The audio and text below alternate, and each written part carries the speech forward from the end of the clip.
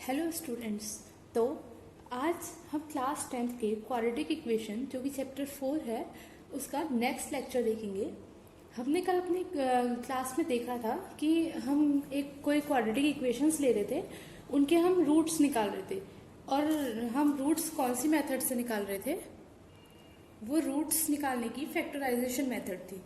तो अब उसी से रिलेटेड हमारी एक्सरसाइज में कुछ और क्वेश्चंस दिए हैं, तो हम उनको करेंगे। तो फर्स्ट क्वेश्चन है, find two numbers whose sum is 27 and product is 182।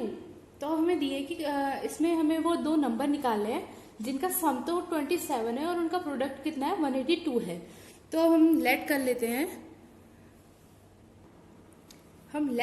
हैं कि हमारे वो जो दो नंबर्स हैं उसमें से एक जो है वो x है और दूसरा हमें जो दे रखा है वो 27 माइनस x है। क्योंकि वो जो दो नंबर है ना, तो मतलब अगर हम उन्हें ऐसे मान लें कि एक x1 ले लिया हमने और एक x2 ले लिया, तो जो x1 प्लस x2 है इसका सम तो 27 है ना। तो हम ले लेंगे कि x2 जो है वो 27 माइनस x1 हो जाएगा। तो हमने ये ले लिया, ऐसे ही हमने ये ले लिया कि जो यह है हमने दोनों x के टर्म में ले लिए, एक x हो गया, एक 27 माइनस x हो गया, ठीक है। और हमें दे रखा है कि जो इनका प्रोडक्ट है वो कितना है, 182 है। तो ये जो दो नंबर हमने ले लिए, तो जो इनका प्रोडक्ट है x इंटू 27 माइनस x, तो ये किसके इक्वल है, 182 के इक्वल है। ओके, तो अब हम इस x से अंदर मल्टीप्लाई करते हैं तो ये कितना आ जाएगा, 27x minus x square equal to 182। तो अब हमें एक्स स्क्वायर वाला टर्म जो अगर हम जनरल इक्वेशन लेते हैं उसमें ये पॉजिटिव होता है ना, तो हम ये इक्वेशन को सॉल्व करके ऐसे लिख लेंगे एक्स स्क्वायर, फिर ये हो जाएगा माइनस 27x और ये हो जाएगा प्लस 182 इक्वल टू 0। अब ये होगी जनरल इक्वेशन की तरह आ गई हमारी इक्वेशन, है ना। तो अब इसे हम फैक्टराइजेशन मेथड से निकाल लेते हैं। तो अगर हमने कल क्या सीखा था कि जो ये एक्स स्क्वायर वाले के साथ जो कांस्टेंट टर्म होता है और जो ये लास्ट वाला कांस्टेंट टर्म होता है इसको हम करते हैं मल्टीप्लाई। तो ये कितना आ जाएगा, 182 आ जाएगा। ये हमें रफ में काम करना था। 182 के हम फैक्टर्स करेंगे तो ये पहले 2 से जाएगा, 2 9 से 18 और ये 1, फिर 13 से जाएगा इसमें, तो ये कितना हो जाएगा, 7 बार जाएगा और फिर 7 से देंगे तो ये 1 बार जाएगा, ठीक है। तो अब हम कर लेते हैं कि जिनको प्लस या माइनस करके 27 के इक्वल आना चाहिए और उनका मल्टीप्लिकेशन कितना होना चाहिए, 182 के इक्वल होना चाहिए। तो हम देख लेते हैं कि ये कर लेंगे हम 7 टू 14 और 13 ऐसे फैक्टर्स हैं जिनका सम करके 27 आ रहा है और मल्टीप्लाई करके 182 आ रहा है। तो अब हम 27 की जगह पे लिख लेंगे 14 प्लस 13 और x वैसे ही रहेगा plus 182 equal to 0 x square. अभी ब्रैकेट हम ऑफ करेंगे तो 14x हो जाएगा, ये माइनस यहाँ पर भी जाएगा तो ये minus 13x plus 182 equal to 0। अब हम ये दोनों टर्म एक साथ लेंगे और ये टर्म एक साथ, x माइनस 14 माइनस यहाँ से कॉमन लिया और 13 में कॉमन लिया तो ये हो जाएगा x माइनस 14 इक्वल टू 0। अब ये दोनों टर्म एक साथ और ये वाला एक साथ, ये हो जाएगा x माइनस 13, दूसरा टर्म हो जाएगा x माइनस 14 इक्वल टू 0। अब इन दोनों को हम सिंगल करके 0 के इक्वल कर सकते हैं, तो हो जाएगा x, एक तो 13 आ जाएगा, दूसरा आ जाएगा x इक्वल टू 14। तो हमारे दोनों टर्म निकल गए, दोनों जो है नंबर्स निकल गए कि एक तो x की वैल्यू 13 आ गई, एक x की वैल्यू 14 आ गई।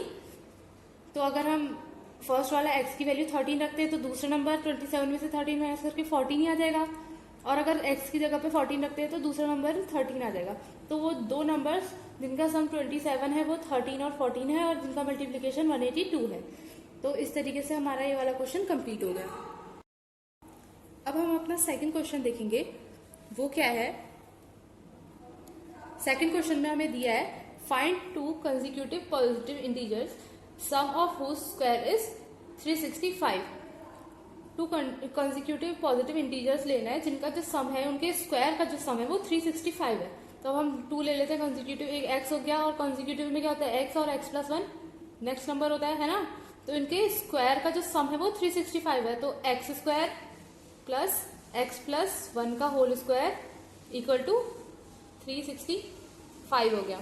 अब ये x स्क्वायर है, इसमें हम a प्लस बी का होल स्क्वायर लगाएंगे, तो ये हो जाएगा x square plus 2x plus 1 equal to 365। तो अब हम ये दोनों स्क्वायर वाले टर्म ऐड करेंगे, तो हो जाएगा 2x square plus 2x plus 1 equal to 365, है ना। तो अब ये 365 को हम इस साइड लाएंगे क्योंकि हमें इसे जनरल इक्वेशन में कन्वर्ट करना है। तो ये 2x स्क्वायर प्लस 1, ये इस साइड प्लस में है तो इस साइड आ जाएगा, तो ये क्या हो जाएगा माइनस में हो जाएगा, equal to 0। 2x square plus 2x minus 364 equal to 0। अब इसमें 2 हम सब में से कॉमन ले सकते हैं ना, तो ये 2 हम सब में से कॉमन ले रहे हैं, तो ये इक्वेशन क्या बन जाएगी, इसके इक्वल बन जाएगी। अब हमने पहले वाले इक्वेशन में देखा था कि 182 के हमने फैक्टर्स किए थे वो 13 और 14 आए थे, तो इसमें भी हम वही कर सकते हैं। तो एक्स स्क्वायर प्लस, क्योंकि इनको माइनस करके हमारे 1 के इक्वल आ जाएगा, जो कि यहाँ पर का एक्स के साथ का जो टर्म है वो 1 ही है ना, तो ये हो जाएगा 14 minus 13 into x minus 182 equal to 0। तो ये x square plus 14x minus 13x minus 182 equal to 0। अब ये दोनों टर्म एक साथ और ये दोनों टर्म एक साथ होंगे, x प्लस 14 और नेक्स्ट इज माइनस 13 हम कॉमन लेंगे, तो ये हो जाएगा x प्लस 14 इक्वल टू 0। अब ये दोनों एक साथ आ जाएंगे और ये वाला एक साथ होगा, तो ये x माइनस 13 और second term is x plus 14 equal to 0। अब इनको हम सेपरेट करके 0 के इक्वल करेंगे, तो एक आ जाएगा x equal to 13 and second one is x equal to minus 14। अब हमें क्वेश्चन में दिया था कि find 2 consecutive positive integer. Positive integers हमें लेने हैं, तो हमारा जो x की सेकेंड वैल्यू है वो तो माइनस 14 आ गई, तो हम इसको नेग्लेक्ट कर देंगे और कौन सी वैल्यू लेंगे, x इक्वल टू 13 वाली। तो अब हमने स्टार्टिंग में 2 कंसेक्यूटिव पॉजिटिव इंटीजर्स x और x प्लस 1 लिए थे, और एक x की वैल्यू हमारी 13 आ गई, तो x की वैल्यू हो गई 13 and second one is x plus 1 which is 14। तो 2 कंसेक्यूटिव पॉजिटिव इंटीजर्स क्या हो गए हमारे 13 एंड 14, ठीक है। तो इस तरीके से हम ये सेकंड क्वेश्चन को सॉल्व करेंगे। तो अब हम अपना थर्ड क्वेश्चन देखेंगे, उसमें क्या दिया है, the altitude of a right angle triangle is 7 centimetre less than it's base. तो अब हमें दिया है कि बेस से जो एल्टीट्यूड है वो 7 सेंटीमीटर लेस है, तब हम पहले बेस मान लेंगे। लेट अस कंसीडर कि बेस की जो हमारी लेंथ है वो हमने मान ली x सेंटीमीटर, ठीक है। तो अब हम एल्टीट्यूड की लेंथ क्या मान सकते हैं, तो हमारा एल्टीट्यूड हो जाएगा x माइनस 7 सेंटीमीटर, क्योंकि 7 सेंटीमीटर से लेस है, और हमें दिया है कि हाइपोटेनिस उसका क्या है, वो है 13 सेंटीमीटर। तो हमें तीनों जो है वो साइड्स मिल गई राइट एंगल ट्रायंगल की। तो अब हम इससे x की वैल्यू निकाल सकते हैं ना, कैसे निकालेंगे, हमें पता है पाइथागोरस थ्योरम से हाइपोटेनिस का स्क्वायर इक्वल टू एल्टीट्यूड का स्क्वायर प्लस बेस का स्क्वायर होता है। हमें हाइपोटेनिस का स्क्वायर दिया है 13 का होल स्क्वायर हो गया, एल्टीट्यूड हमारा हमने माना है 7 माइनस एक्स उसका होल स्क्वायर और x का स्क्वायर, ठीक है।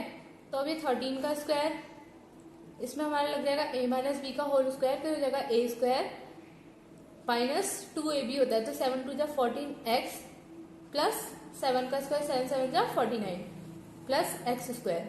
अब 13 का स्क्वायर क्या होता है 169, और यहाँ पे x स्क्वायर वाले 2 टर्म है तो इनको ऐड कर देंगे, 2x square minus 14x plus 49,